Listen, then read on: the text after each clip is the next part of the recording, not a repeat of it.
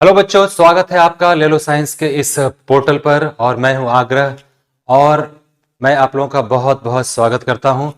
और आज मैं आप लोगों के साथ हिंदी के एक पाठ के साथ जुड़ने वाला हूं, क्योंकि बच्चों हमारा कर्तव्य है कि आपको हिंदी और इंग्लिश में हम सही दिशा दिखाएं। तो हिंदी और इंग्लिश दोनों में हम बराबरी का न्याय करेंगे। तो आज के इस क्लास में हम आपको साहित्य पढ़ाने जा रहे हैं। और कुछ भी पढ़ने से पहले हमको पहले उसके महत्व के बारे में जानना चाहिए कि आखिर साहित्य है क्या। साहित्य समाज का दर्पण है, ये हम लोगों में सभी ने सुना है।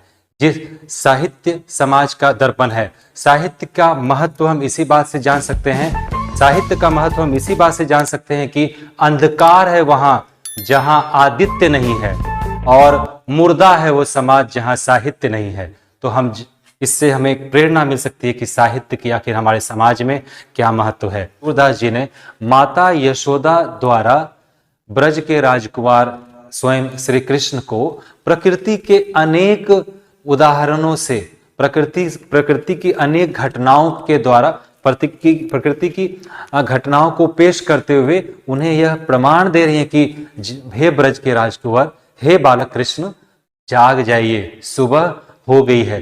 तो हम लोग देखते हैं कि किन किन उदाहरणों को देकर माता यशोदा ने भगवान बालक श्री कृष्ण को जगाने का प्रयत्न किया है।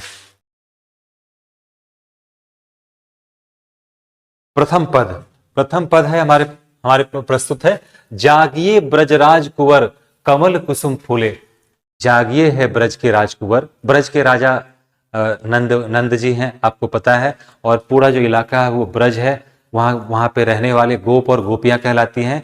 तो माता यशोदा उनको बोल रही हैं, हे ब्रज के राजकुंवर, अब तो जागिए। अब आपको क्या कहूं कि देखिए कमल के पुष्प भी खिल गए हैं। तो कमल के पुष्प क्या होते हैं ना, संध्या होते ही कमल के पंखुड़ियां जो होती है सिकुड़ जाती हैं, और सूर्योदय होने से पहले सूर्य का उजाला आते ही वो कमल का जो पंखुड़ी होता है वो पुनः खिल जाता है, वो फैल जाता है। तो जागिए ब्रजराज कुंवर कमल कुसुम फूले। जागिए, जगिए है ब्रज के राजकुंवर, अब तो जगिए, कमल के पुष्प खिल चुके हैं।